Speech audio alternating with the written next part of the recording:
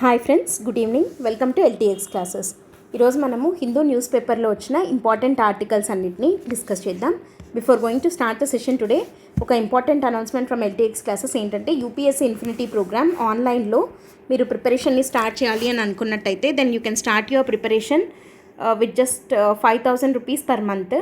మీరు monthly 5,000 rupees లాగా pay చేసుకొని కూడా స్టార్ట్ చేయొచ్చు ప్రిపరేషన్ని. అండ్ టోటల్ కోర్స్ ఫీ వచ్చేసి 60,000 రూపీస్ అనమాట. అండ్ అది కూడా మీకు లైఫ్ టైం వ్యాలిడిటీ తోటి ఇవ్వడం జరుగుతుంది. సో కొత్త మ్యాచెస్ అనేవి October 1 నుండి స్టార్ట్ అవుతున్నాయి కాబట్టి మీకు ఎక్కువ టైం లేదు. సో మీరు యూపీఎస్సీ ఆన్లైన్ తీసుకోవాలి అని అనుకుంటున్నట్టయితే 1 October నుంచి మీరు స్టార్ట్ చేసుకోవచ్చు మీ ప్రిపరేషన్ని. If you have any doubts regarding this, you can contact this number or else you can visit the website ltxclasses.com. Okay, so ఈరోజు మనం హిందూ న్యూస్ పేపర్లో వచ్చిన ఇంపార్టెంట్ ఆర్టికల్స్ని మెయిన్స్ పాయింట్ ఆఫ్ వ్యూలో ఎట్లా అని చెప్పి డిస్కస్ చేద్దాం. అండ్ లాస్ట్లో ఒక క్వశ్చన్ అండ్ దానికి అప్రోచ్ని కూడా చూద్దాం. ఓకేనా? సో ఈరోజు వచ్చినటువంటి ఫస్ట్ ఆర్టికల్ ఏంటి అంటే, government introduces women's quota bill in Lok Sabha, PM calls for a consensus అని చెప్పి ఒక ఆర్టికల్ రావడం జరిగింది. సో ఇది మనకు అందరికీ తెలుసు దట్ నిన్న మొన్న న్యూస్లో ఉన్న థింగ్. ఇది ఏంటంటే, ఇది ఫస్ట్ ఆఫ్ ఆల్ దేని కిందకి వస్తుంది అని అంటే GS2 కిందకి వస్తుంది అనమాట. సో GS2లో ఇది you can take it as అంటే ఫంక్షనింగ్ ఆఫ్ పార్లమెంట్ కిందైనా మీరు దీన్ని చూడొచ్చు, లేదంటే మనకి government schemes and interventions with respect to vulnerables అన్నప్పుడు ఉమెన్ అనేది వల్నరబుల్ సెక్షన్ కిందకి వస్తారు కాబట్టి వాళ్ళ వెల్ఫేర్ కోసం తీసుకొని వచ్చినటువంటి ఒక ఇనిషియేటివ్గా అయినా చూడొచ్చు. Whatever it may be, అది GS2 కిందకే వెళ్తుంది. ఓకే, సో ఇక్కడ ఆర్టికల్ ఏంటి, ఉమెన్ రిజర్వేషన్ బిల్లు అంటే ఉమెన్ రిజర్వేషన్ బిల్లుకి సంబంధించినటువంటి ఆర్టికల్ అనమాట. సో ఏంటిది, మనకి special session of the parliament అవుతుంది కదా, to commemorate 75 years of the parliament. కొత్త పార్లమెంట్ హౌస్కి షిఫ్ట్ అవ్వడం జరిగింది అండ్ అందులో స్పెషల్ సెషన్ స్టార్ట్ అయింది. స్టార్ట్ అయిన ఫస్ట్ రోజే ఇంట్రడ్యూస్ చేసినటువంటి బిల్ ఉమెన్ రిజర్వేషన్ బిల్ కదా. సో ఈ ఉమెన్ రిజర్వేషన్ బిల్ అంటే ఏంటి అని అంటే, పార్లమెంట్ అండ్ స్టేట్ లెజిస్లేచర్స్లో ఉమెన్కి 33% రిజర్వేషన్ అంటే పొలిటికల్ రిప్రజెంటేషన్ ఆఫ్ ఉమెన్లో మనం వెనకబడి ఉన్నాము.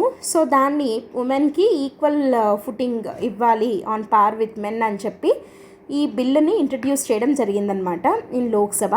సో దానికి సంబంధించి ఆర్టికల్, అసలు ఉమెన్ రిజర్వేషన్ బిల్ అంటే ఏంటి, దాంట్లో ఉన్న కీ ప్రొవిజన్స్ ఏమున్నాయి, ఓకే, అండ్ అసలు ఉమెన్ రిప్రజెంటేషన్ గురించి కొన్ని పాయింట్స్ అనేది మనం ఇప్పుడు డిస్కస్ చేద్దాం. Okay, so women reservation bill, దీనికి వాళ్ళు పెట్టిన పేరు వచ్చేసి నారీ శక్తి వందన్ అనే పేరుతోటి ఇంట్రడ్యూస్ చేయడం జరిగింది ఈ బిల్లుని.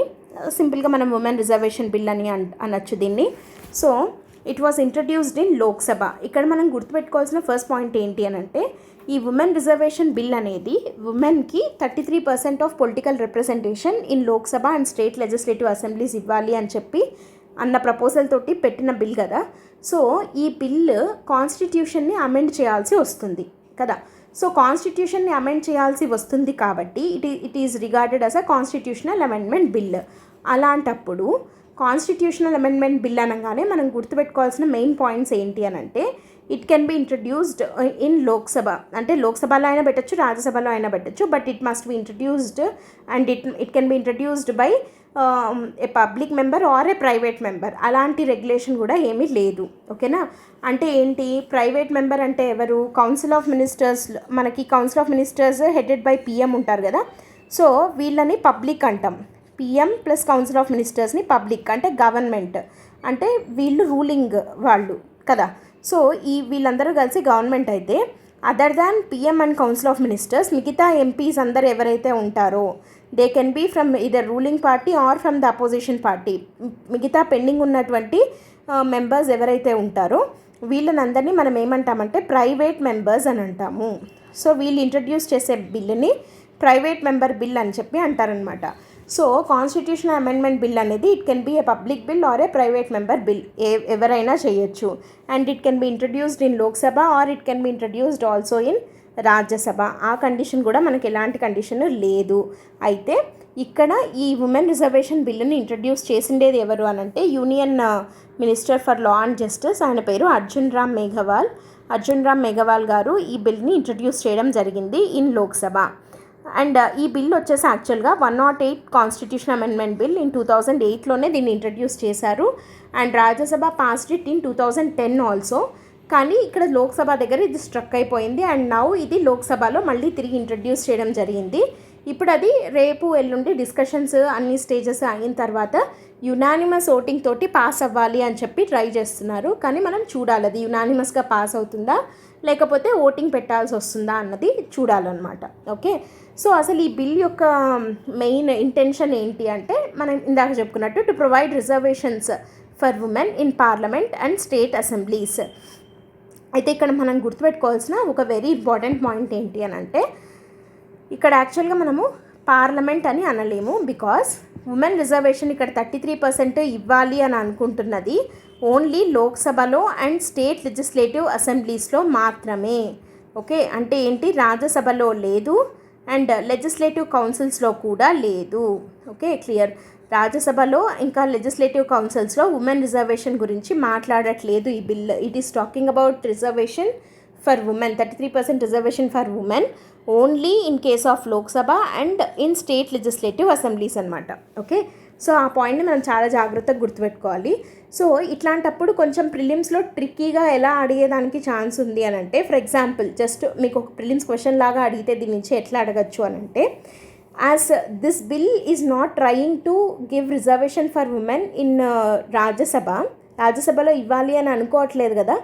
ఇప్పుడు ప్రిలిమ్స్లో ఏదైనా ఒక క్వశ్చన్ ఇచ్చి వాట్ ఆర్ ద ఏమంటారు expected changes by the enactment of this bill అని అన్నారనుకోండి, అంటే ఈ బిల్లు కనుక పాస్ అయితే ఏ ప్రొవిజన్స్ ఆఫ్ ద కాన్స్టిట్యూషన్లో మార్పులు రావచ్చు అని అడిగితే అందులో ఒకవేళ ఆప్షన్స్లో 4th షెడ్యూల్ అలాంటిది కనుక పెట్టారనుకోండి అప్పుడు అది తప్పు అవుతుంది. బికాస్ 4th షెడ్యూల్ అనేది కాన్స్టిట్యూషన్లో దేని గురించి డీల్ చేస్తుంది, it deals about allocation of seats to Rajya Sabha. Okay, కానీ ఇక్కడ ఈ reservation bill it is not trying it is not intended to do any changes with Rajya Sabha. కాబట్టి ఇది 4th షెడ్యూల్కి ఎలాంటి మార్పులు చెయ్యదు. బికాస్ రాజ్యసభలో రిజర్వేషన్ ఇవ్వటం లేదు. ప్రస్తుతం రిజర్వేషన్ ఇస్తున్నది ఓన్లీ లోక్సభలో అండ్ స్టేట్స్లో కూడా అప్పర్ హౌస్ జోలికి వెళ్ళట్లేదు, only lower house that is state legislative అసెంబ్లీస్కి మాత్రమే. అంటే 2 చోట్ల పార్లమెంట్లో ఇంకా స్టేట్స్లో ఓన్లీ లోవర్ హౌసెస్లో 33% రిజర్వేషన్ ఫర్ ఉమెన్ అన్న ఇంటెన్షన్ తోటి ఈ బిల్లుని ఇంట్రడ్యూస్ చేయడం జరిగింది. ఓకే, సో ఇది ఈ బిల్లు. అండ్ దీనికి సంబంధించి ప్రొవిజన్స్ ఏమున్నాయి అంటే ఏ ప్రొవిజన్స్ని బేస్ చేసుకొని ఈ బిల్లుని ఇంట్రడ్యూస్ చేశారు అంటే దీని బ్యాక్గ్రౌండ్లో మనం అంటే ఏ ప్రొవిజన్స్ ఇక్కడ అప్హెల్డ్ అవుతాయి దీనివల్ల అని అంటే కాన్స్టిట్యూషన్ ప్రొవిజన్స్ ఆర్టికల్ 15(3). ఆర్టికల్ 15 అంటే ఏంటి, ప్రొహిబిషన్ ఆఫ్ డిస్క్రిమినేషన్ కదా. కానీ స్పెషల్ ప్రొవిజన్స్ చెయ్యొచ్చు to secure women's socio political advancement అని చెప్పి 15(3) చెప్తుంది. Okay, special provisions to secure women's socio political advancement అని చెప్పి 15(3) చెప్తుంది.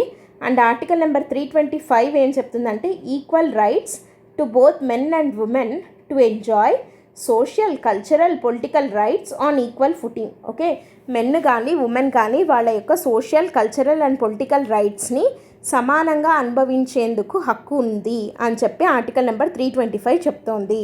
ఓకే, ఒకటి వచ్చేసి పార్ట్ 3లో భాగంగా ఉంది అండ్ ఇది వచ్చేసి right out side part 3 article number 325 కింద వస్తుంది. సో ఇవి రెండు అడ్హియర్ అవుతూ ఈ బిల్లుని అంటే ఈ 2 ప్రొవిజన్స్ని అప్హెల్డ్ చేస్తూ ఈ ఉమెన్ రిజర్వేషన్ బిల్లుని ఇంట్రడ్యూస్ చేయడం జరిగింది. ఓకే, సో అసలు ఈ బిల్ యొక్క హిస్టరీ చూద్దాం. అంటే ఇది ఎప్పటి నుండి అసలు ఈ ప్రపోజల్ ఉంది, ఉమెన్కి రిజర్వేషన్ ఇవ్వాలి పాలిటిక్స్లో అన్న ప్రపోజల్ ఎప్పటి నుండి ఉంది అన్నది ఒకసారి మనం చూస్తే it can be traced back to 1955. మనకి 1950లో మన కాన్స్టిట్యూషన్ ఫోర్స్లోకి వస్తే 55 నుండే ఈ ప్రపోజల్ అనేది ఉంది. సో ఇక్కడ గవర్నమెంట్ ఒక కమిటీని ఏర్పాటు చేయడం జరిగిందనమాట 55లోనే. అండ్ ఆ committee recommended that 10% of the seats in Lok Sabha and state legislative assemblies to women ఇవ్వాలి అని చెప్పి ఆ కమిటీ రికమెండ్ చేయడం జరిగింది. 1955లో ఆ కమిటీ రిపోర్ట్ తర్వాత మళ్ళీ మనకి national perspective plan for women అని చెప్పి 1988లో ఒక కమిటీ రికమెండ్ చేసింది దట్ ఏమని అంటే 30% of the seats in all elected bodies for women. All elected bodies in the sense సెంటర్లో అంటే పార్లమెంట్లో అండ్ తర్వాత స్టేట్స్లో అండ్ ఆ తర్వాత లోకల్ బాడీస్ అన్నిట్లోనూ 3 టైర్స్లోనూ విమెన్కి 30% రిజర్వేషన్ ఇవ్వాలి అని చెప్పి రికమెండ్ చేయడం జరిగింది. అండ్ మనం ఇక్కడ ఒకటి ఏం గుర్తుపెట్టుకోవాలి అని అంటే పార్లమెంట్లో స్టేట్స్లో అయితే ఈ బిల్ ఇంట్రడ్యూస్ చేయక ముందు వరకు 33% రిజర్వేషన్ లేదు. కానీ మనకి లోకల్ బాడీస్లో already 33% reservation for women is being implemented. Even కొన్ని స్టేట్స్లో 50% రిజర్వేషన్ కూడా ఉమెన్కి ఇస్తున్నారు. సో లోకల్ బాడీస్లో ఆల్రెడీ పొలిటికల్ రిప్రజెంటేషన్ ఉంది ఉమెన్ది. కాకపోతే ఇప్పుడు లేనిది ఎక్కడ అని అంటే మనకి టైర్ 1 అండ్ టైర్ 2 అంటే పార్లమెంట్ ఇంకా స్టేట్ లెజిస్లేటివ్ అసెంబ్లీస్లో లేదు. అండ్ ఇప్పుడు అది తేవాలి అన్న ఇంటెన్షన్ తోటి ఈ బిల్ని ఇంట్రడ్యూస్ చేయడం జరిగిందనమాట. అయితే ఇప్పుడు ఈ బిల్ యొక్క కీ ప్రొవిజన్స్ ఏంటి అంటే, first one 33% reservation for Lok Sabha and state legislative assemblies for ఉమెన్కి 33% రిజర్వేషన్ ఇవ్వాలి. అది మనం అప్పటి నుంచి చెప్పుకుంటున్నాం.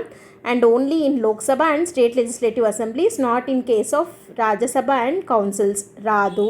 అండ్ తర్వాత ఇక్కడ ఇంకొకటి థింగ్ ఏంటి అంటే, అండ్ ఇదే ఇక్కడ అపోజిషన్ వాళ్ళకి రూలింగ్ పార్టీకి మధ్య నిన్న మొన్న అవుతున్న డిస్కషన్స్ అండ్ డిబేట్స్ దేని గురించి అంటే, ఈ పర్టికులర్ ప్రొవిజన్ ఏంటంటే 1/3 of the total number of seats reserved for SC/ST shall be reserved for women of those groups in Lok Sabha and state legislative assemblies. అంటే ఇది రిజర్వేషన్ అనేది మళ్ళీ సపరేట్గా వర్తించదు. SC/ST రిజర్వేషన్ సీట్స్లోనే ఉమెన్ది కూడా ఇంక్లూడ్ అయి ఉంటుంది అని చెప్పారు. అయితే ఇక్కడ మనము నిన్న మొన్న పార్లమెంట్ ప్రొసీడింగ్స్ మీరు ఒకసారి గమనించినట్టయితే, మల్లికార్జున్ ఖార్గే గారు ఉన్నారు కదా, అపోజిషన్ లీడర్. సో ఆయన ఏం మాట్లాడుతున్నారు అని అంటే, అలా కాకుండా ఓబీసీస్కి సపరేట్, అంటే ఓబీసీ ఉమెన్కి మళ్ళీ సపరేట్ రిజర్వేషన్ అని చెప్పి ఇవ్వాలి అని చెప్పి డిబేట్ అవుతోందన్నమాట. ఓకే, సో ఇది ఒక ప్రొవిజన్. అండ్ థర్డ్ వన్ ఏంటంటే, reserved seats allocation by rotation to different constituencies. అంటే ఇప్పుడు ఒక కాన్స్టిట్యుయెన్సీకి ఉమెన్ రిజర్వ్డ్ కాన్స్టిట్యుయెన్సీ ఇది అని చెప్తే, మళ్ళీ నెక్స్ట్ ఎలక్షన్ టర్మ్ వస్తుంది కదా 5 years తర్వాత, అప్పుడు మళ్ళీ దానికి ఉండదన్నమాట. అది రొటేషన్ బేసిస్ మీద ఒక్కొక్కసారి ఒక్కొక్క కాన్స్టిట్యుయెన్సీకి ఉమెన్ రిజర్వ్డ్ కాన్స్టిట్యుయెన్సీ ఇది అని చెప్తారు. అది ఈ provision, third provision. And fourth one వచ్చేసి, ఈ reservation ceases to exist 15 years after the commencement. అంటే ఇది ఎప్పటి నుండి అయితే మొదలవుతుందో అప్పటి నుండి, ఈ అమెండ్మెంట్ ఎప్పటి నుండి అయితే అమల్లోకి వస్తుందో అప్పటి నుండి 15 years వరకు మాత్రమే ఇది చెల్లుతుంది. తర్వాత ఎక్స్టెండ్ చేయకూడదా అంటే చెయ్యొచ్చు, బట్ దానికి మళ్ళీ ఒకటి అమెండ్మెంట్ తీసుకొని వచ్చి మళ్ళీ ఇది ఫర్దర్గా ఎక్స్టెండ్ అవుతుంది అని చెప్పి we can extend like that for any number of years. కానీ ప్రస్తుతానికైతే ఏమంటున్నారంటే, ఇది ఏ రోజు నుంచి అమల్లోకి వస్తుందో ఆ రోజు నుంచి 15 years వరకు మాత్రమే ఇది ఎగ్జిస్టెన్స్లో ఉంటుంది. ఆ తర్వాత సీజెస్ టు ఎగ్జిస్ట్ అని చెప్తున్నారనమాట. అండ్ ఇంకొక ఇంపార్టెంట్ థింగ్ మనం ఇక్కడ గుర్తుపెట్టుకోవాల్సింది ఏంటంటే, ఇది ఇమీడియట్గా వర్తించదు. అంటే ఏంటి, 2024లో మనకి పార్లమెంట్ ఎలక్షన్స్ అవుతున్నాయి కదా, జనరల్ ఎలక్షన్స్ జరుగుతున్నాయి. ఆ జనరల్ ఎలక్షన్స్కి ఈ విమెన్ రిజర్వేషన్ వర్తించదు. ఎందుకంటే ఈ రిజర్వేషన్ అప్లై చేయాలి అని అంటే ఫస్ట్ డీలిమిటేషన్ ఎక్సర్సైజ్ కంప్లీట్ అవ్వాలి. అంటే డీలిమిటేషన్ ఆఫ్ బౌండరీస్ చేస్తారు కదా, సో అప్పుడు సీట్లు పెరుగుతాయి మనకి. ఓకే, ఇప్పుడు మనకి 548 అరౌండ్ సీట్స్ ఉంటాయి లోక్సభలో. Expected that it may increase up to 750 అట్లా. ఎందుకంటే మనకి రేషియో ఎలా ఉండాలి అని అంటే, representatives for every 10 lakh people ఒక రిప్రజెంటేటివ్ ఉండాలి. కానీ యాక్చువల్గా మనకు అంతకన్నా చాలా తక్కువలో మనం ఉన్నాం.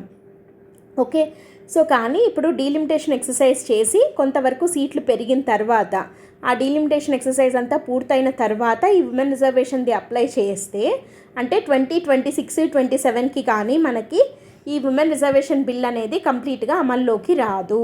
ఓకే, సో అది వచ్చినప్పటి నుండి 15 years వరకు అది అమల్లో ఉంటుంది. అది పాయింట్ ఇక్కడ ప్రొవిజన్.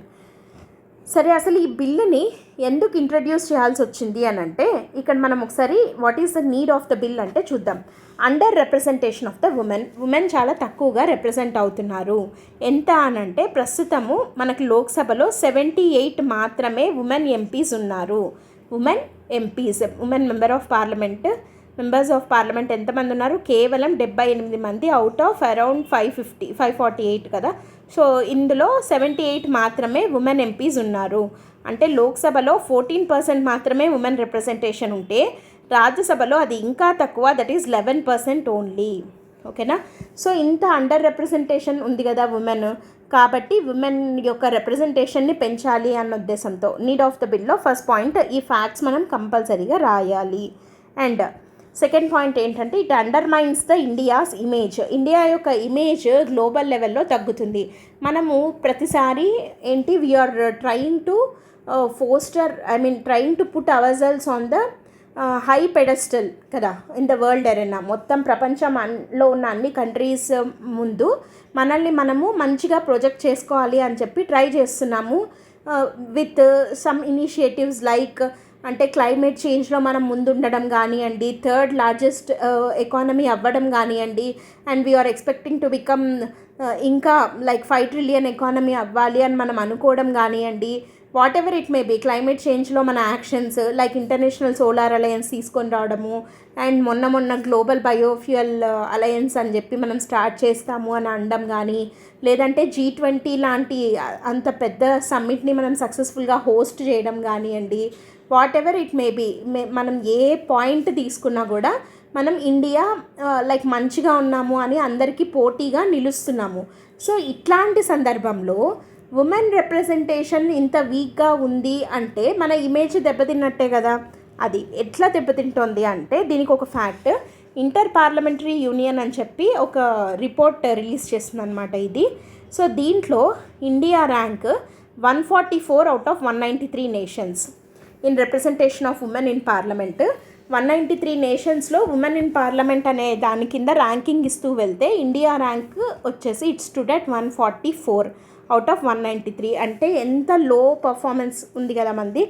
అండ్ ఇప్పుడు మనము గ్లోబల్ లెవెల్లో మనల్ని మనం కంపేర్ చేసుకుంటే చాలా పూర్ పర్ఫార్మెన్స్, బికాస్ రవాండా, తర్వాత సౌత్ ఆఫ్రికా లాంటి నేషన్స్ అండ్ ఈవెన్ మన నైబర్ అయిన బంగ్లాదేశ్ కూడా మనకన్నా హై పర్ఫార్మెన్స్ తోటి 21% రిప్రజెంటేషన్ ఆఫ్ ఉమెన్ ఉంది. అండ్ ఇక్కడ చూస్తే రవాండా అయితే 61%, సౌత్ ఆఫ్రికా 43%. సో ఇప్పుడు మనం గ్లోబల్ సౌత్ అని మాట్లాడుతున్నాం అండి. ఆ గ్లోబల్ సౌత్కి వాయిస్ ఆఫ్ గ్లోబల్ సౌత్గా ఇండియాని మనం ప్రొజెక్ట్ చేసుకుంటున్న టైంలో ఇలాంటి గ్లోబల్ సౌత్ నేషన్స్లో మనము ఉమెన్ అంటే హాఫ్ ఆఫ్ ద హ్యుమానిటీ అని చెప్పి మోడీ గారు చెప్తున్నారు కదా బిల్ని ఇంట్రడ్యూస్ చేసేటప్పుడు. So half of the humanity అంటే విమెన్ కదా. సో ఇట్లాంటి వాళ్ళనేమో ఇంత పూర్ పర్ఫార్మెన్స్ పొలిటికల్ రిప్రజెంటేషన్లో అని చెప్పి మన ఇమేజ్ చాలా దెబ్బతింటుంది when compared to the other nations. So అందుకని ఇమీడియట్గా ఈ బిల్ తీసుకొని రావాల్సిన అవసరం ఉంది. అది need of the bill. And ఇంకోటి జెండర్ ఈక్వాలిటీ గురించి, ఎందుకంటే development is being hampered by the huge gender gap వల్ల చాలా భయంకరంగా మనం నష్టపోతున్నాము.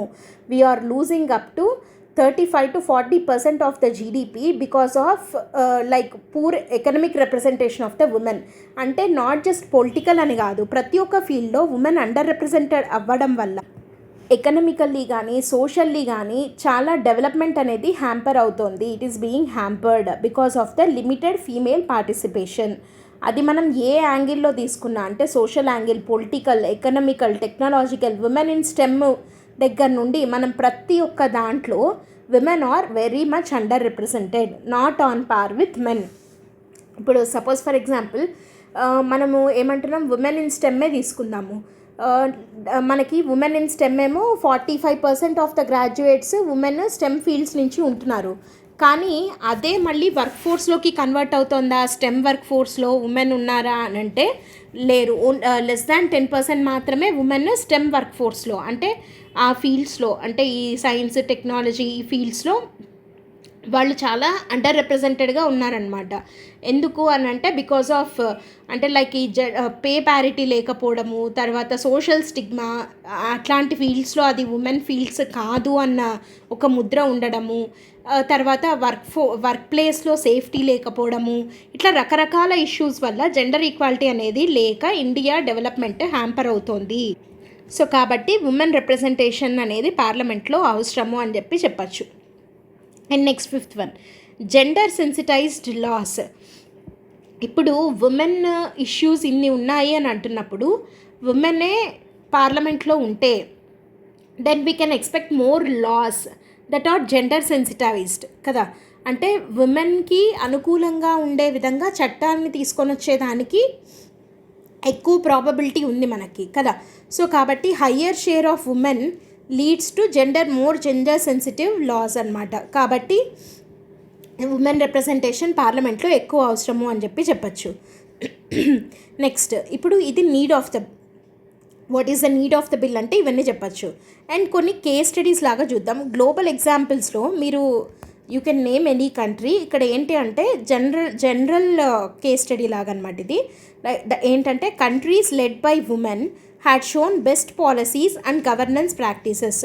పాలసీస్ పరంగా కానీ గవర్నెన్స్ ప్రాక్టీసెస్ విషయంలో కానీ ఉమెన్ లీడ్ చేస్తున్నటువంటి కంట్రీస్ మంచి పాలసీస్ని అండ్ గుడ్ గవర్నెన్స్ని ఇంప్లిమెంట్ చేస్తున్నాయి అని చెప్పచ్చు. సో గ్లోబల్ ఎగ్జాంపుల్స్ కింద you can right Germany example, Angela Merkel chancellor ఉన్నారు కదా, అది రాయొచ్చు.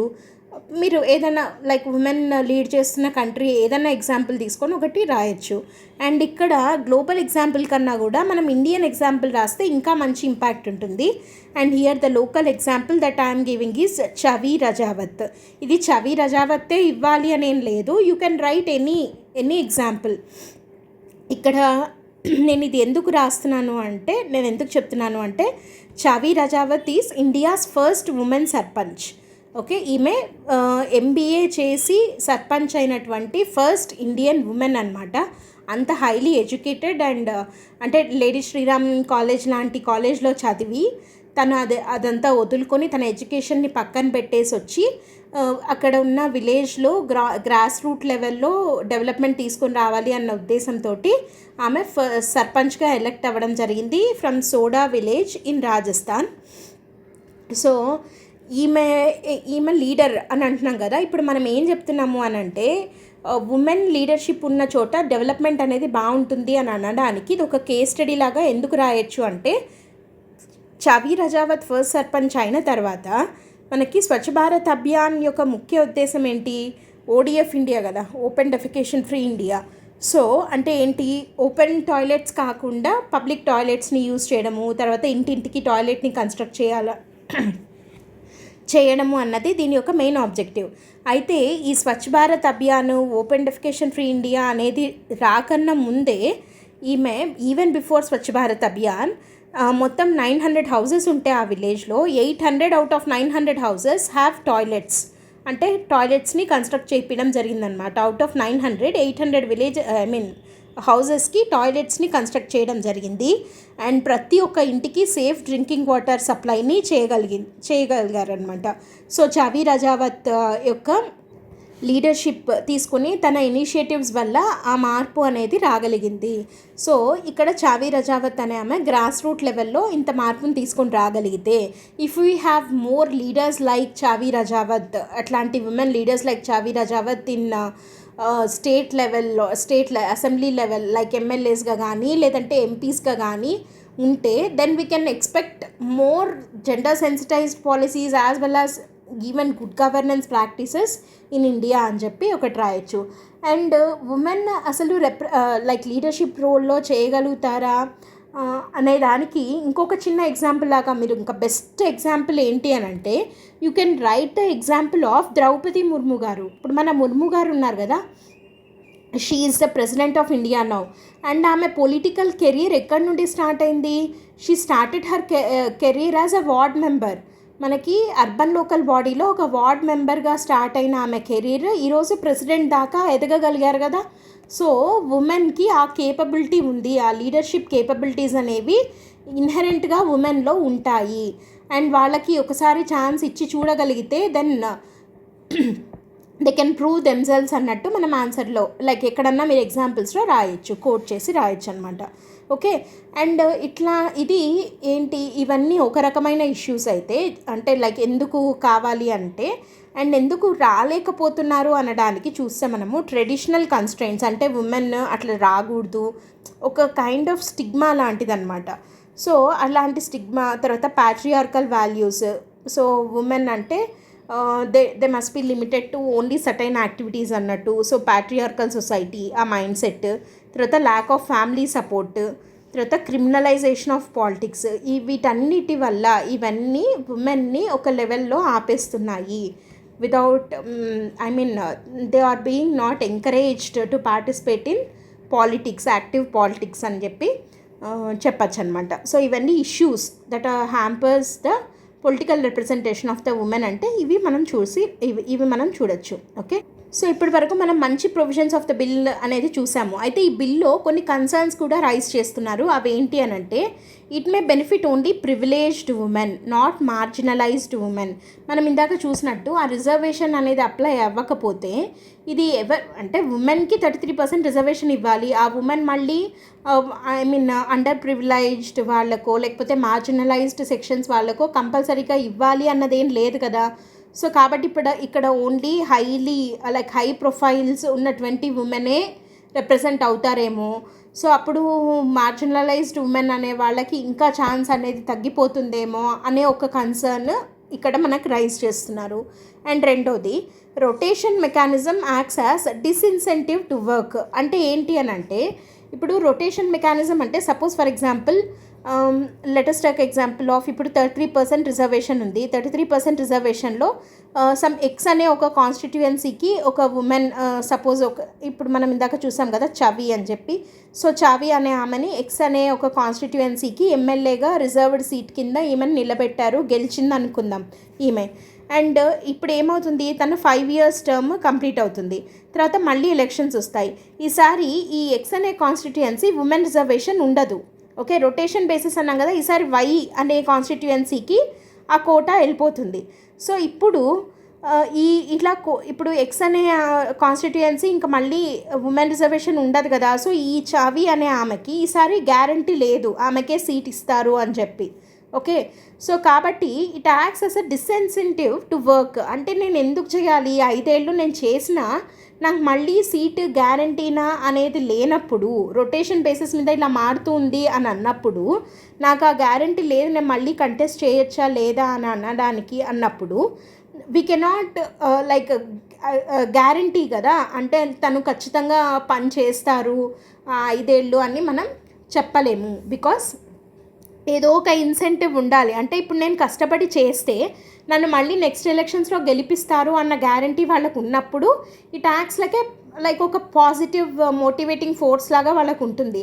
అలాంటిది లేనప్పుడు అంత యాక్టివ్గా వాళ్ళు ఇన్వాల్వ్ అయ్యి వర్క్ చేస్తారు అన్న గ్యారంటీ లేదు కదా అనేది ఒక కన్సర్న్ రైజ్ చేస్తున్నారు.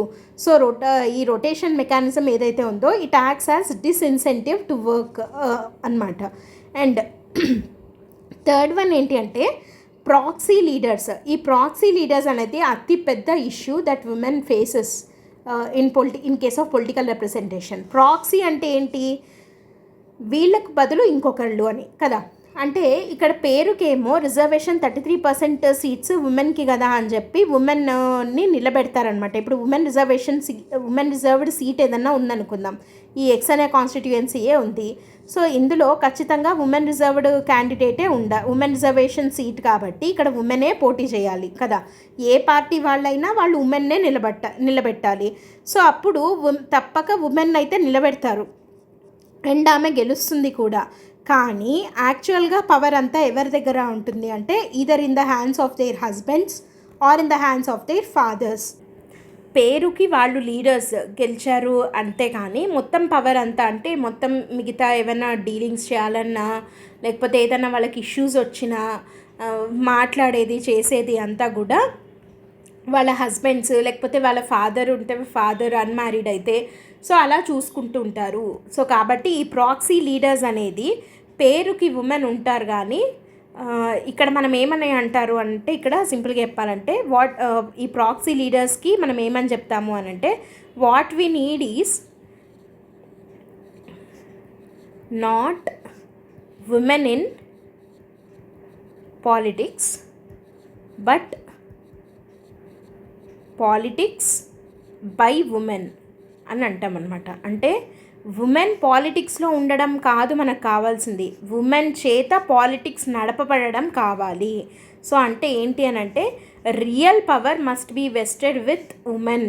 ఓకే, పేరుకి వాళ్ళు పాలిటిక్స్లో ఉన్నారు అన్నట్టు కాకుండా రియల్ పవర్ అనేది in the hands of women ఉన్నప్పుడు మాత్రమే ఇలాంటి రిజర్వేషన్ బిల్లు తేవడం వల్ల ఒక అర్థం ఉంటుంది. సో ఫైనల్గా కన్క్లూషన్లో మీరు ఈ పాయింట్ తోటే ఎండ్ చేయొచ్చు. సో ఏంటంటే not just women in politics but politics by women is the need of the hour అన్నట్టు రాయొచ్చు అనమాట. Okay, so this is the first article today. Second article 3 Hoysala temples declared world heritage sites అని చెప్పి వచ్చింది. ఇది మనకి GS 1లో art and culture కింద చూడాల్సిన టాపిక్ అనమాట. ఇది ప్రిలిమ్స్ పాయింట్ ఆఫ్ వ్యూలో అయినా మెయిన్స్ పాయింట్ ఆఫ్ వ్యూలో అయినా ఇంపార్టెంట్ టాపిక్ ఇది మనకి. సో ఇక్కడ ఏంటంటే మనము నిన్న వీడియోలో కూడా ఒకటి చెప్పుకోవడం జరిగింది. దట్ ఏంటంటే శాంతినికేతన్ ఉంది కదా రవీంద్రనాథ్ ఠాగూర్ గారిది, దాన్ని కూడా వరల్డ్ హెరిటేజ్ సైట్ స్టేటస్ వచ్చింది అని చెప్పి.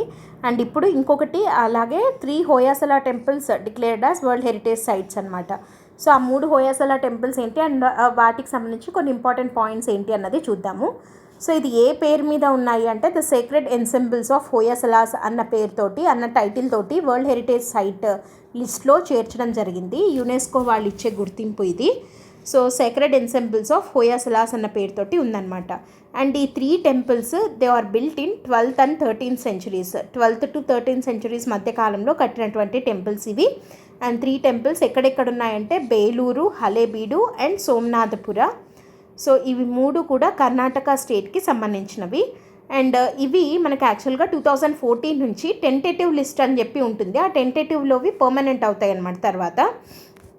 సో 2014 నుండి ఇవి యునెస్కో యొక్క టెంటేటివ్ లిస్ట్లో భాగంగా ఉండింది. అండ్ ఇప్పుడు ఇది permanent world heritage site status ఇవ్వడం జరిగింది యునెస్కో. ఓకే, సో ఈ 3 టెంపుల్స్ ఎక్కడ అంటే బేలూరు, హలేబీడ్ అండ్ సోమనాథపురాలో ఉన్నాయన్నమాట ఈ 3 టెంపుల్స్. అండ్ ఇప్పుడు ఆ టెంపుల్స్ ఏంటి అన్నది ఒక్కొక్కటి చూద్దాము.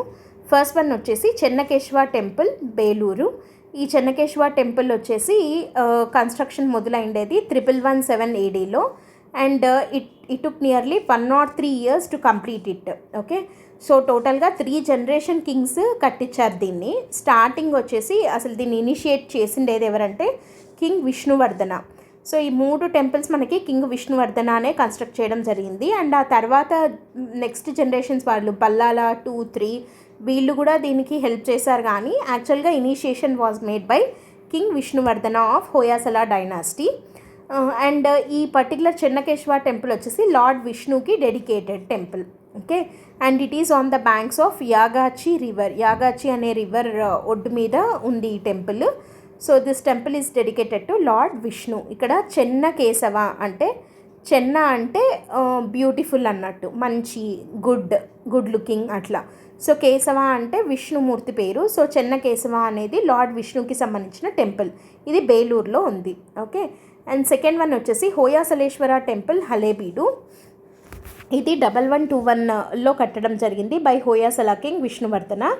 అండ్ ఇక్కడ హోయాసలేశ్వర అంటే శివుడు. ఇది dedicated to Shiva, lord Shiva. Okay, and ఇక్కడ ఏంటి అని అంటే ఇక్కడ ఉన్నటువంటి ఒక పిల్లర్డ్ హాల్ ఉంటుంది ఈ టెంపుల్లో. And it was constructed by the merchants of Dwarasamudra. Dwarasamudra అనేది హలేబీడ్, ఇక్కడ హలేబీడ్ అంటున్నాం కదా, ఈ ద్వారసముద్రానే హలేబీడే ఇంతకు ముందు కాలంలో ద్వారసముద్రం అన్న పేరుతోటి పిలువబడేది. సో ఇందులో ఉన్నటువంటి మర్చెంట్స్ అంటే వ్యాపారస్తులు ఆ గుడికి సంబంధించి ఒక పిల్లర్డ్ హాల్ని కట్టించారు అని చెప్పి అక్కడ ఉన్న ఒక ఇన్స్క్రిప్షన్ చెప్తుంది. ఓకే, సో ఇక్కడ ఈ 240 వాల్ స్కల్ప్చర్స్ అనేవి చాలా ఫేమస్ ఈ టెంపుల్లో. అండ్ ఇక్కడ ఇంపార్టెంట్ థింగ్ ఏంటి అని అంటే ఈ గుడికి ఒక స్టెప్డ్ వెల్ ఉంది. ఒక దిగుడు బావి అంటారు కదా, మెట్లు ఉన్నటువంటి బావి, దాన్ని హులికెరె కళ్యాణి అని చెప్పి పిలుస్తారు ఈ స్టెప్ వెల్ని. దాని పేరు ఇది హులికెరె కళ్యాణి అని. అండ్ ఇక్కడ వెరీ ఇంపార్టెంట్ థింగ్ ఏంటంటే ఇది Shiva temple. It was dedicated to lord Shiva. అయితే ఈ టెంపుల్లో 3 జైన బసదులు కూడా ఉన్నాయి. Okay, 3 Jain basadis were also there in this temple. And ఈ 3 జైన బసది అంటే జైన్ మాంగ్స్ కోసం కట్టించిండేది వాళ్ళకు గుర్తుగా అని చెప్పి. ఓకే, సో అవి ఎవరెవరి గుర్తుగా కట్టించారు ఇవి అని అంటే పార్శ్వనాథ, శాంతినాథ అండ్ అధినాథ.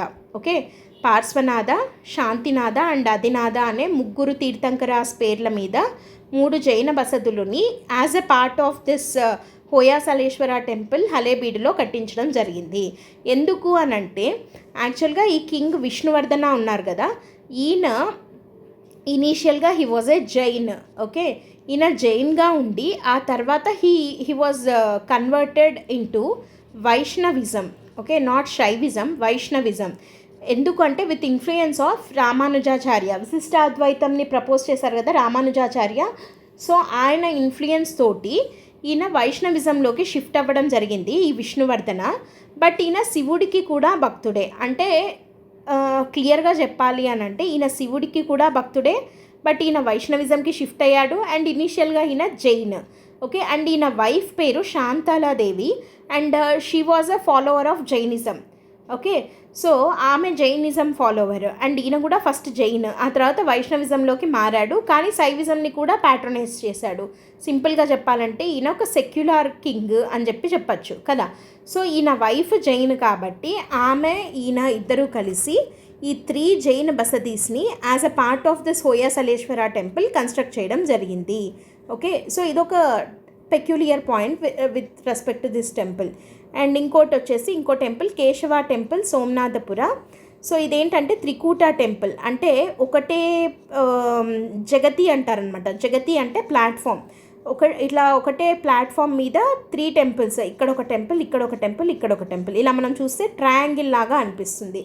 సో దాన్ని త్రికూట మోడల్ అంటాము. సో ఇదొక త్రికూట టెంపుల్. ఓకే, అండ్ ఇందులో ఇట్లా 3 టెంపుల్స్ ఉన్నాయి కదా, మూడిట్లో 3 ఫార్మ్స్ ఆఫ్ కృష్ణ ఉంటారు. కృష్ణుడి టెంపుల్ ఇది. కేశవ అంటే కృష్ణుడే, విష్ణు. సో ఇక్కడ ఒక టెంపుల్లో ఏమో ఆయన జనార్దన అంటారు, ఇంకో టెంపుల్లో కేశవ అండ్ ఇంకో టెంపుల్లో వేణుగోపాల. ఈ పేర్లతోటి 3 కృష్ణుడివి టెంపుల్స్ అనేవి ఉన్నాయి ఇన్ సోమనాథపుర. ఇది ఒక టెంపుల్. అండ్ ఇంకా ఓవరాల్గా మూడిటికి కలిపి కామన్ పాయింట్స్ ఏంటి అని అంటే మనకి 3 టైప్స్ ఆఫ్ టెంపుల్ ఆర్కిటెక్చర్ ఉన్నాయి కదా, నగర, ద్రవిడ అండ్ వేసన. వీటిల్లో ఇది వేసన స్టైల్కి సంబంధించినటువంటి టెంపుల్ ఆర్కిటెక్చర్. ఓకేనా, అంటే నగర అండ్ ద్రవిడ మిక్స్డ్ ఫామ్ అనమాట. అండ్ స్టెలేట్ ప్లాన్ అంటే ఇట్లా స్టార్ మోడల్లో ఉంటుంది ప్లాట్ఫామ్ అనేది. ఇలా I'm not good at drawing, but ఇలా స్టార్ ప్లాట్ఫామ్ లాగా కింద ఉంటుంది అండ్ దానిపైన టెంపుల్స్ని కన్స్ట్రక్ట్ చేయడం జరుగుతుందన్నమాట.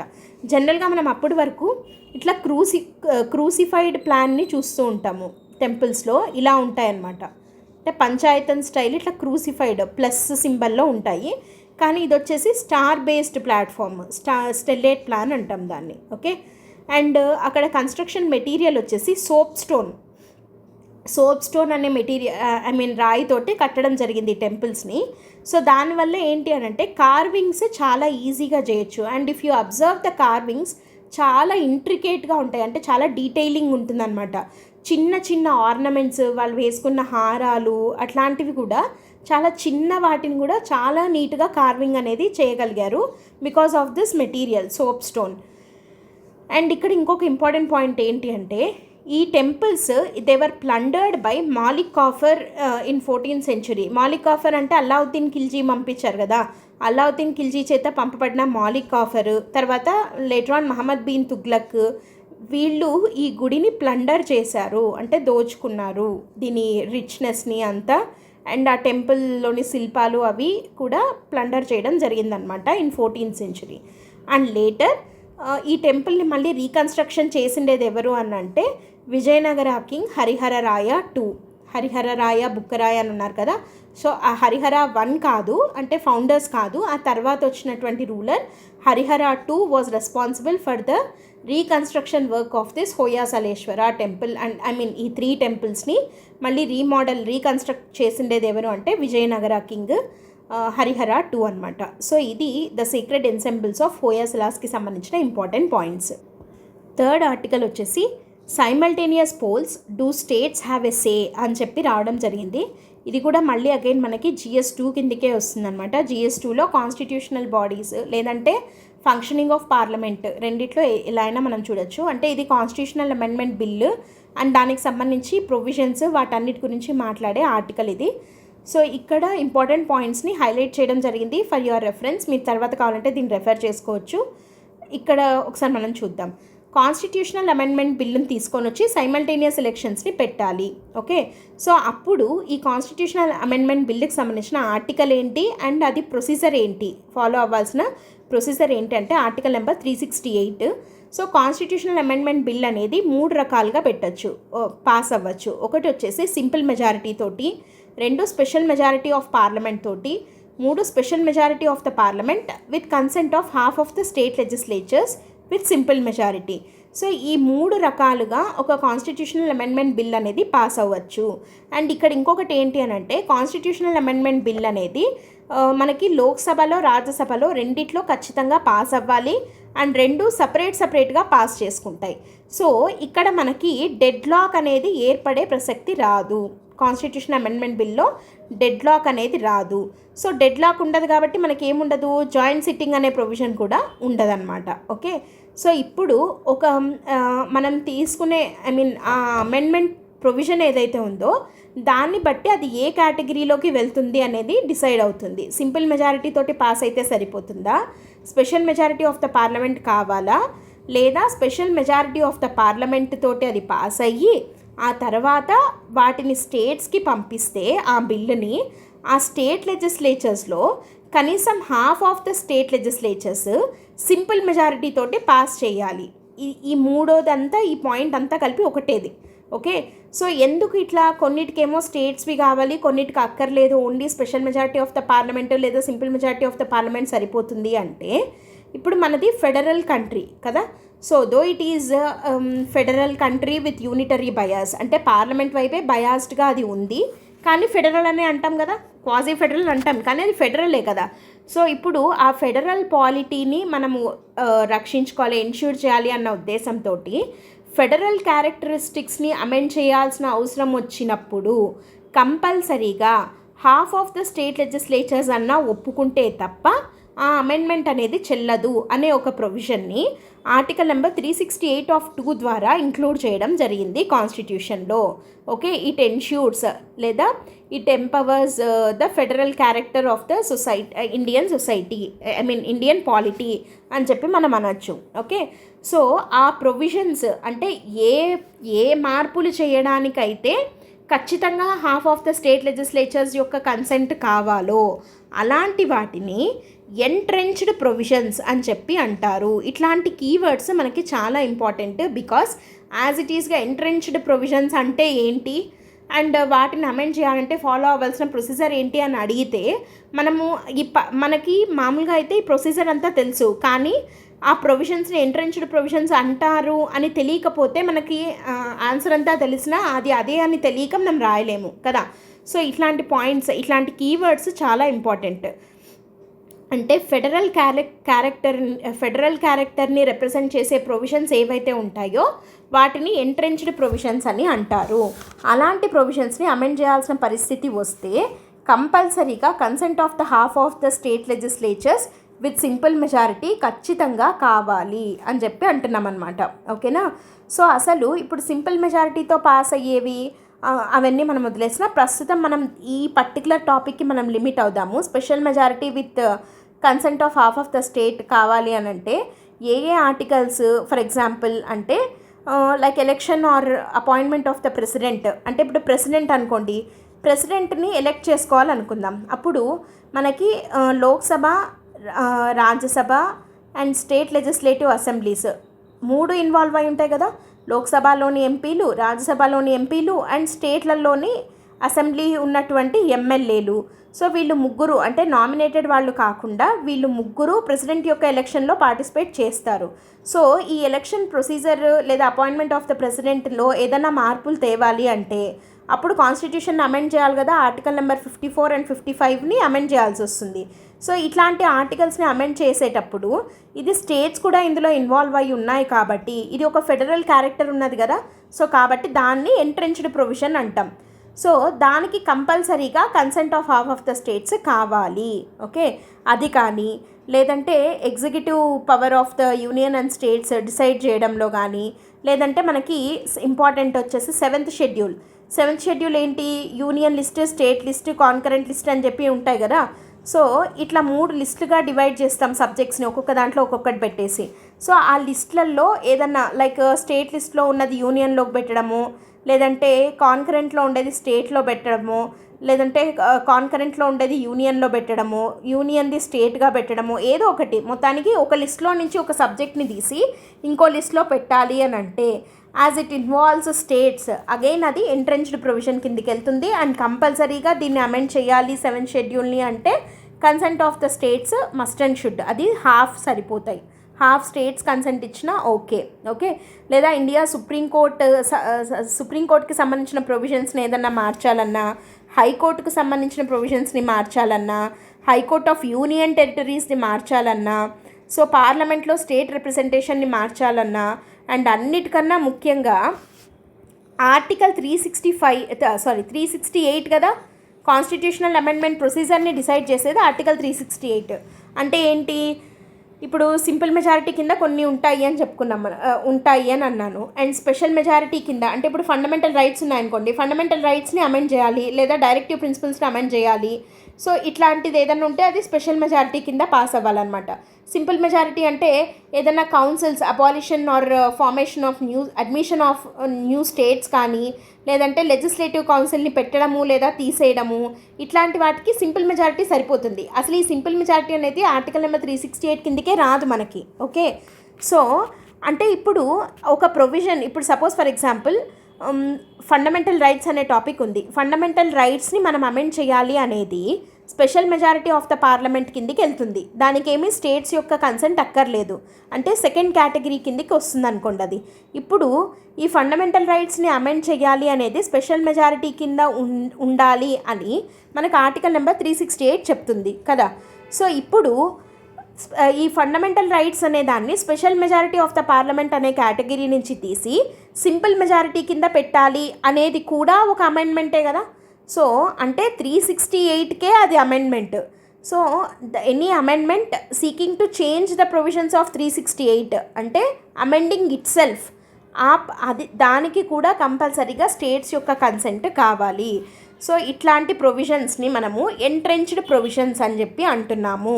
ఓకేనా, సో అదనమాట ఎంట్రెంచ్డ్ ప్రొవిజన్స్లో ఉన్న లిస్ట్ ఆఫ్ ఐటమ్స్కి కంపల్సరీగా at least half of the state legislatures అన్న సింపుల్ మెజారిటీ తోటి పాస్ చేయాలి.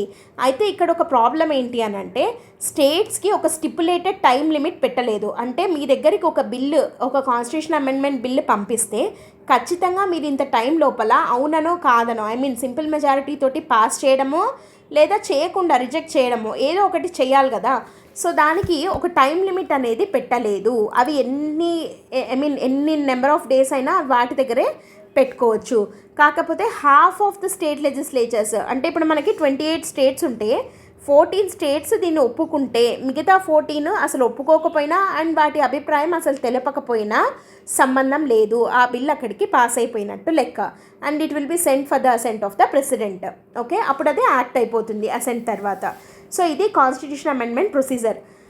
అయితే ఇక్కడ ఒకసారి కాన్స్టిట్యూషన్ అమెండ్మెంట్ బిల్ పాస్ అయింది అనుకుందాం. ఇప్పుడు అది జ్యుడిషియరీ కిందకి వస్తుందా రాదా, జ్యుడిషియల్ రివ్యూ దానికి ఉంటుందా ఉండదా అంటే ఖచ్చితంగా ఉంటుంది. అండ్ ఇక్కడ వచ్చేదే డాక్ట్రిన్ ఆఫ్ సివియరబిలిటీ అని చెప్పి మనకు ఆర్టికల్లో కూడా చెప్తున్నారు. డాక్ట్రిన్ ఆఫ్ సివియరబిలిటీ అంటే ఏంటి అని అంటే when some particular provision of a statute offence are against a constitutional limitation then only that will be declared as void and not entire statute. Okay, అంటే ఇక్కడ ఏంటిది డాక్ట్రిన్ ఆఫ్ సివియరబిలిటీ అంటే ఇప్పుడు ఒక మొత్తం ఒక స్టాట్యూట్ అంటే ఇక్కడ లా అనుకోండి, ఒక లెజిస్లేషన్ అనుకోండి. ఆ పర్టికులర్ లెజిస్లేషన్లో ఏదైనా ఒక ప్రొవిజన్ కనుక if it is against the constitution అంటే కాన్స్టిట్యూషన్ పరంగా అది తప్పు అని కనుక అనుకుంటే దెన్ ఆ మొత్తం స్టాచ్యూట్ని అంటే ఆ మొత్తం లెజిస్లేషన్ని వాయిడ్ చేయకుండా ఇక్కడ జ్యుడిషియరీ ఏం చేస్తుంది అంటే only that provision which is against the constitution will be declared as void and not the entire statute. దాన్నే డాక్ట్రిన్ ఆఫ్ సివియరబిలిటీ లేదంటే డాక్ట్రిన్ ఆఫ్ సెపరబిలిటీ అని చెప్పి అంటారు. సో అంటే ఏ ప్రొవిజన్ అయితే అగెయిన్స్ట్ ద కాన్స్టిట్యూషన్ ఉందో దాన్ని వాయిడ్ చేసి మిగతా దాన్ని ఇది వ్యాలిడే అని చెప్పి చెప్పడం. సో ఈ డాక్ట్రిన్ ఆఫ్ సివియరబిలిటీ అనేది ఇంతకుముందు ఎక్కడ అప్లై చేశారు అంటే ఇక్కడ మనకు ఒక ఇంపార్టెంట్ కేసు వచ్చేసి Kihoto Hollohan versus Zachillhu and others case అని చెప్పి మనకు ఆర్టికల్లో కూడా వచ్చింది. ఇక్కడ మనం ఒకసారి చూస్తే ఇక్కడ చూడండి ఏమని ఉంది అని అంటే Kihoto Hollohan cases regarding anti defection law అంటే 10th షెడ్యూల్కి సంబంధించింది. సో ఈ 10th షెడ్యూల్కి సంబంధించిన దాంట్లో ఏమనుంది అంటే constitution bench of the supreme court upheld the validity of the 10th schedule but declared paragraph 7 of the schedule invalid for want of ratification. ఇక్కడ paragraph 7 అనేది ఏం చెప్తుంది అని అంటే, ఇక్కడ చూడండి, it is purported to oust the jurisdiction of all courts by virtue of paragraph 7. The amendment brought about the changes with respect to jurisdiction of supreme court and high courts. మనం ఇందాక అన్నాము provisions related to supreme court and high courts అన్న concept కనుక వస్తే దానికి కంపల్సరీగా ఏం కావాలి, హాఫ్ ఆఫ్ ద స్టేట్స్ యొక్క రాటిఫికేషన్ కంపల్సరీగా కావాలి కదా. సో కానీ ఇక్కడ ఈ paragraph 7 of this particular anti defection లా ఏదైతే ఉందో అది మనకి రాటిఫికేషన్ ఆఫ్ ద స్టేట్స్కి పంపలేదు మనకి anti defection law.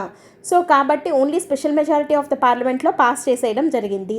So it was challenged in the court. అప్పుడు కోర్ట్ ఏం చేసింది అంటే ఎంటైర్ యాంటీ డిఫెక్షన్ లాని వాయిడ్ అని చెప్పకుండా ఇక్కడ డాక్ట్రిన్ ఆఫ్ సివియరబిలిటీని అప్లై చేస్తూ ఏమని డిక్లేర్ చేసింది, పారాగ్రాఫ్ 7 మాత్రమే invalid as it is against the constitution, మిగతా స్టాచ్యూట్ అంతా వ్యాలిడే అని చెప్పింది.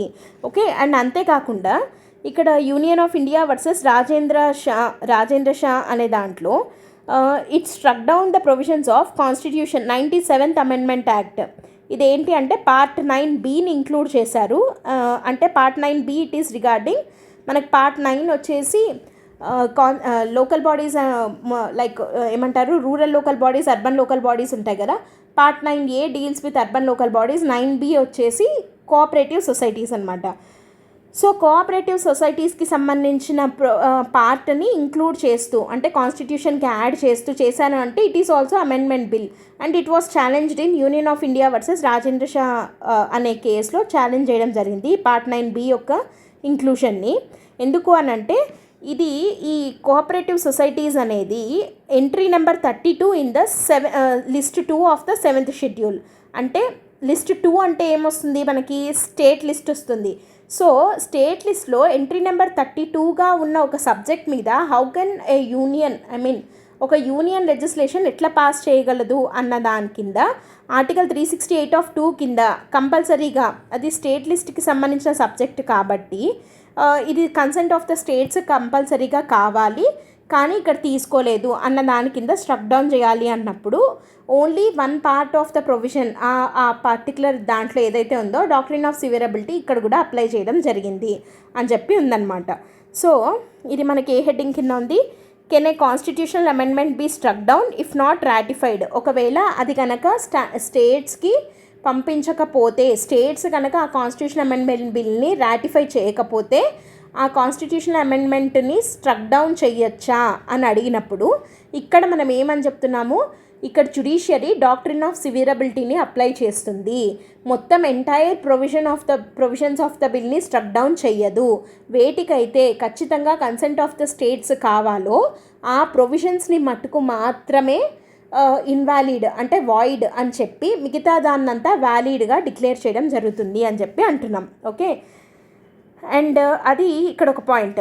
ఇంకోటి ఏంటంటే can a state rescind its ratification, అంటే ఒకసారి రాటిఫై చేసేసిన తర్వాత స్టేట్స్ దాని యొక్క రాటిఫికేషన్ని వెనక్కి తీసుకోవచ్చా అని అంటే ఇక్కడ మనం ఎస్ అని చెప్పలేము, నో అని చెప్పలేము. Because constitution didn't say anything that states వెనక్కి తీసుకోవచ్చు అని చెప్పలేదు, తీసుకోకూడదు అని చెప్పలేదు ఇండియా విషయానికి వస్తే. ఓకే. అండ్ ఇక్కడ కానీ ఇలా తీసుకుంటే ఒక కన్ఫ్యూజన్ ఏర్పడుతుంది, అసలు అది చెల్లదా అని మాత్రమే అంటున్నాము. అండ్ ఇక్కడ యుఎస్ విషయానికి వస్తే యుఎస్లో ఆర్టికల్ 5 ఏమని చెప్తుంది అంటే కంపల్సరీగా it has been interpreted to mean that once a state has agreed to an amendment and communicated it to the secretary of the state, it cannot rescind its ratification. యుఎస్లో మాత్రము once ఒకసారి ratify చేసేసాము అని చెప్తే దాన్ని ఇంకా వెనక్కి తీసుకునే దానికి లేదు. ఇక్కడ మనం ఇది కంపారిజన్ ఆఫ్ కాన్స్టిట్యూషన్స్, మొన్న మనకి క్వశ్చన్ కూడా ఇచ్చారు కదా ఒకటి, పార్లమెంటరీ సావర్నిటీని యూకే అండ్ ఇండియాది కంపేర్ చేయండి అని చెప్పి. సో ఇట్లా constitutional amendment procedure of India and US ఇట్లా కంపేర్ చేయమని చెప్పి కూడా అడగచ్చు. అలాంటప్పుడు ఇట్లాంటి పాయింట్స్ మనం కంపల్సరీగా రాయాల్సి ఉంటుంది. సో అది ఒక పాయింట్ ఇక్కడ. అండ్ అయితే ఈ మొత్తానికి లా కమిషన్ ఏమని చెప్పింది అని అంటే లా కమిషన్ సింపుల్గా ఏమని చెప్పింది అని అంటే కంపల్సరీగా ఈ ఎంట్రెన్స్డ్ ప్రొవిజన్స్ ఏవైతే ఉన్నాయో అట్లాంటి వాటిల్లో compulsory states half of the states యొక్క రాటిఫికేషన్ తీసుకుంటే మాత్రమే మన ఫెడరల్ పాలిటీ అనేది మనం అడిహేర్ అయి ఉన్నట్టు. అంటే కాన్స్టిట్యూషన్ పరంగా మనము ఆ అమెండ్మెంట్ బిల్ ఏదైతే ఉందో అది వ్యాలిడ్ అవుతుంది, అదర్వైజ్ అది వాయిడ్ అవుతుంది and it is not good for the democratic functioning of the government అని చెప్పి లా కమిషన్ చెప్పిందనమాట. సో ఇది సైమల్టేనియస్ పోల్స్కి సంబంధించి మనకి హిందూలో వచ్చినటువంటి ఆర్టికల్ అండ్ దాని యొక్క జిస్ట్ ఇది. ఓకే, అండ్ ఇక్కడ మనం ఇందాక చూసాము that can state recent it's ratification అంటే ఇండియన్ కేసులో అయితే నో క్లారిటీ, కానీ పాసిబుల్ అయితే కాదు, అంటే ఎస్ అని లేదు, నో అని లేదు. యూఎస్లో అయితే ఆర్టికల్ 5 క్లియర్గా చెప్తుంది that once ratified they can never take back అని. అండ్ ఇంకోటి వచ్చేసి లా కమిషన్ ఏమని చెప్పిందంటే to ensure and protect the federal polity of our country, కంపల్సరీగా హాఫ్ ఆఫ్ ద స్టేట్స్కి పంపించాలి ఈ ఎంట్రెన్స్డ్ ప్రొవిజన్స్ వచ్చినప్పుడు అని చెప్పి లా కమిషన్ చెప్తుందన్నమాట.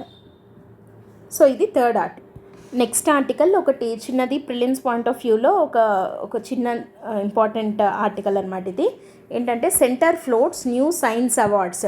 ఇప్పుడు మనకి పద్మశ్రీ, పద్మభూషణ్, భారతరత్న అట్లా ఎట్లా అయితే ఉన్నాయో అట్లా స్పెసిఫిక్గా సైన్స్కి మాత్రమే అవార్డ్స్ని ఇవ్వాలి అని చెప్పి డిసైడ్ అవ్వడం జరిగింది. సో అదేంటంటే రాష్ట్రీయ విజ్ఞాన్ పురస్కార్ అన్న పేరుతోటి ఒక అవార్డ్స్ని ఇవ్వాలి అని చెప్పి సైన్స్కి స్పెసిఫిక్గా సైన్స్ ఫీల్డ్లో అని చెప్పి డిసైడ్ అవ్వడం జరిగింది. అండ్ దీని కింద 3 కేటగిరీస్ ఉంటాయి. దీని కింద 3 కేటగిరీస్ ఉంటాయి. ఏవేమంటే 3 Vigyan Ratna and 25 Vigyan Shri and 25 Vigyan Yuva Shanti Swarup Bhatnagar awards అని చెప్పి 3 award and Vigyan team awards 4 categories ఉంటాయి. ఈ 4 కేటగిరీస్లలో విజ్ఞాన్ పురస్కార్, రాష్ట్రీయ విజ్ఞాన్ పురస్కార్ అన్న పేరుతోటి విన్నర్స్ని ఎవ్రీ ఇయర్ ఇవ్వాలి అని చెప్పి అనౌన్స్ చేయాలి అని చెప్పి డిసైడ్ అవ్వడం జరిగింది. అయితే ఇక్కడ గుర్తుపెట్టుకోవాల్సిన పాయింట్ ఏంటంటే వీటికి క్యాష్ ప్రైజ్ ఉండదు. ఓకే, అండ్ ఇవి ఏ కేటగిరీస్లో ఇస్తారు అంటే ఇక్కడ ఉంది చూడండి, మల్టీ డిసిప్లినరీ ప్రైజెస్. ఏ కేటగిరీస్లో అంటే physics, chemistry, biological sciences, mathematics, computer science, earth science, medicine, తర్వాత engineering science, agricultural science, environmental science, technology and innovation, atomic energy, space technology, ఇట్లా మొత్తం ఈ 12 కేటగిరీస్ కాక ఇంకేమైనా ఉన్నాయా అని చెప్పి అదర్స్ అని చెప్పి ఇంకో కేటగిరీ. సో ఈ అన్ని కేటగిరీస్లో ఈ రాష్ట్రీయ విజ్ఞాన్ పురస్కార్ అనేది ఇవ్వాలి. అండ్ ఉమెన్కి కూడా ఈక్వల్ బాగా రిప్రజెంటేషన్, వాళ్ళని ఉమెన్ని కూడా ఎంకరేజ్ చేసే విధంగా, వాళ్ళకు కూడా మోటివేషన్ ఇచ్చే విధంగా అండ్ స్టెమ్ ఫీల్డ్లో ఉమెన్ యొక్క రిప్రజెంటేషన్ని పెంచే విధంగా ఈ అవార్డ్స్ ఉండబోతున్నాయి అని చెప్పి చెప్తున్నారు. And these awards will be starting from 2024 నుండి స్టార్ట్ చేస్తారు. అండ్ ఈ అవార్డ్స్ వచ్చేసి every year May 11th national technology day అనమాట. సో ఆ రోజు ఈ అవార్డ్స్ని అనౌన్స్ చేసి and every year August 23rd national space day. So ఆ రోజున ఈ అవార్డ్స్ని ప్రజెంట్ చేయాలి అని చెప్పి డిసైడ్ అవ్వడం జరిగింది. సో ఇక్కడ ఇంపార్టెంట్ పాయింట్ ఏంటి అని అంటే ఈ 2 డేట్స్ యొక్క ఇంపార్టెన్స్ ఏంటి అని అంటే ఫస్ట్ది ఈ నేషనల్ May 11 ఉంది కదా, నేషనల్ టెక్నాలజీ డే. సో దీన్ని నేషనల్ టెక్నాలజీ డే అని ఆ రోజున ఎందుకు అంటున్నామంటే India successfully conducted its second nuclear test in the year 1998 on that day. Okay, so 1998లో సెకండ్ న్యూక్లియర్ టెస్ట్ కండక్ట్ చేసిన రోజుని May 11th నేషనల్ టెక్నాలజీ డేగా, అండ్ చంద్రయాన్ 3 విక్రమ్ ల్యాండర్ రీసెంట్గా మనకు మూన్ మీద ల్యాండ్ అయింది కదా, సాఫ్ట్ ల్యాండ్ అయింది August 23rd. సో ఆ రోజుని నేషనల్ స్పేస్ డేగా డిక్లేర్ చేశారు.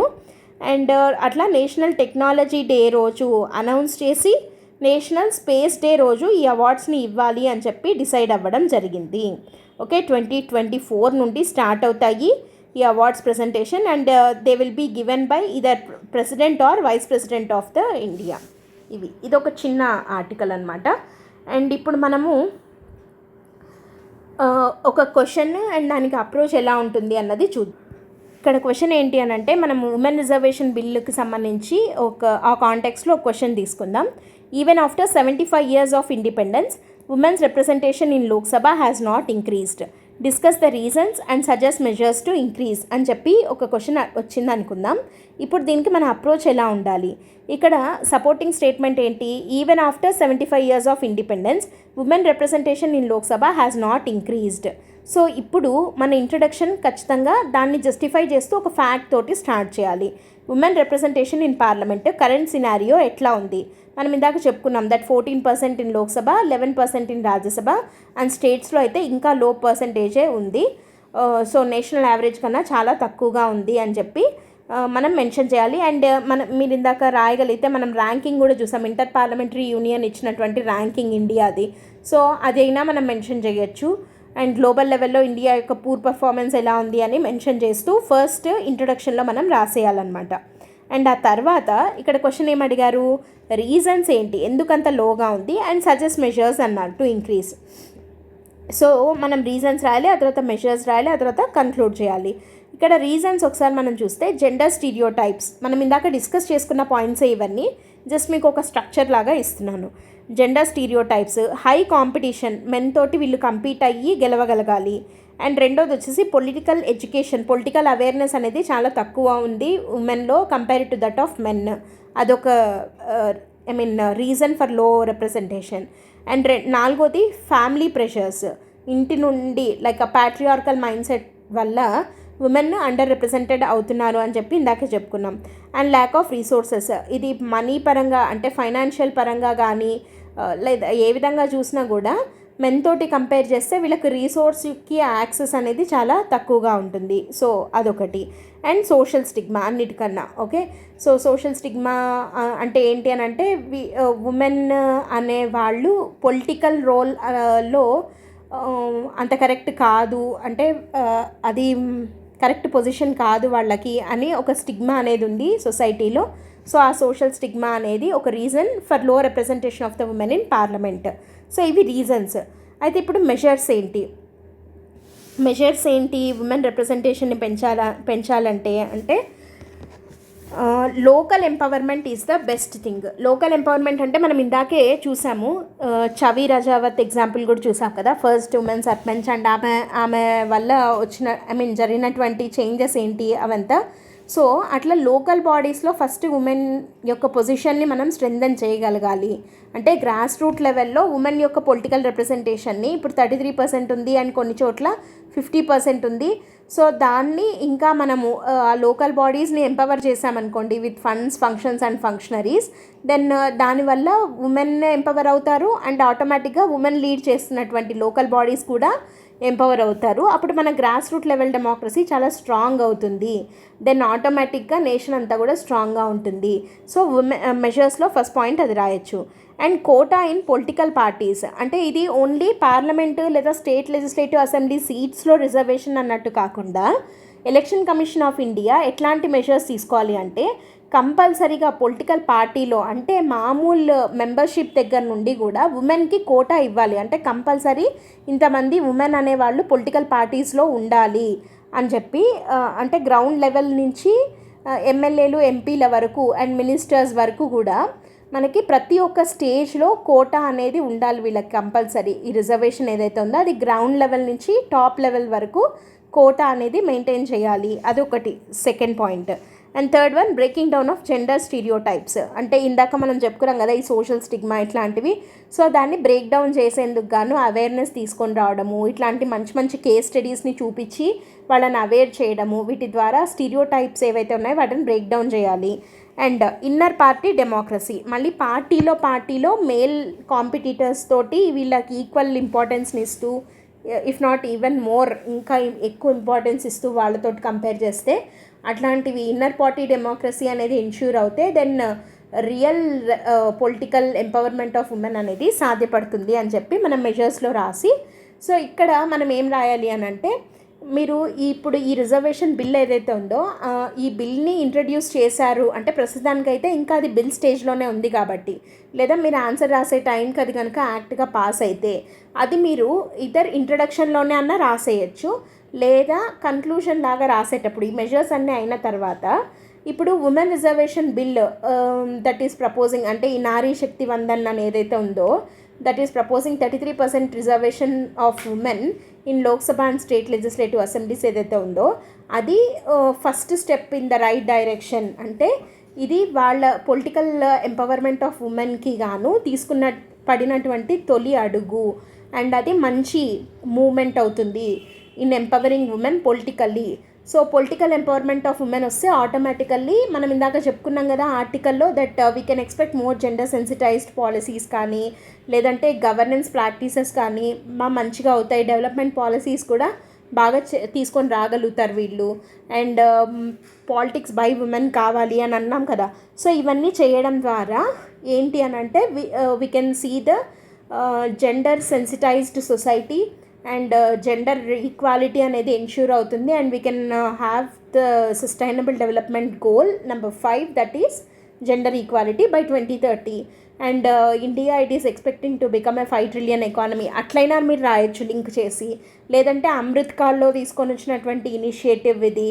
సో మనకి 100th ఇయర్ ఆఫ్ ఇండిపెండెన్స్ వచ్చేసరికి ఎంపవర్డ్ ఉమెన్ని మనం చూడొచ్చు in all the fields, like సోషల్గా, ఎకనామికల్గా, పొలిటికల్గా. అట్లయినా మీరు ఆన్సర్ని కన్క్లూడ్ చేయొచ్చు. సో ఇవన్నీ డిఫరెంట్ అప్రోచెస్. ఈ అప్రోచ్లో మీరు ఏదో ఒక అప్రోచ్ని తీసుకొని ఆన్సర్ని కన్క్లూడ్ చేసి రాయొచ్చు అనమాట. ఏది తీసుకున్నా బాగుంటుంది. Okay, so this is the question and దానికి ఇది మన approach. Okay, so before going to end the session ఒక ఇంపార్టెంట్ అనౌన్స్మెంట్ ఏంటంటే యూపీఎస్సీ జిఎస్ అని ఒక కొత్త ఇనిషియేటివ్ని స్టార్ట్ చేయడం జరిగింది. సో దీంట్లో ప్రిలిమ్స్ కమ్ మెయిన్స్కి సంబంధించి 1 year వ్యాలిడిటీ తోటి కంప్లీట్ మనకి యూపీఎస్సీ సిలబస్లో ఏవే టాపిక్స్ అయితే ఉన్నాయో అన్ని టాపిక్స్ కవర్ అవ్వడం జరుగుతుంది విత్ 1 year వ్యాలిడిటీ. అండ్ కొత్త బ్యాచెస్ 1st October నుండి స్టార్ట్ అవ్వబోతున్నాయి. సో ఇది కొత్త ప్రాజెక్ట్ ఎల్టీఎక్స్ ఇన్ఫినిటీ నుండి.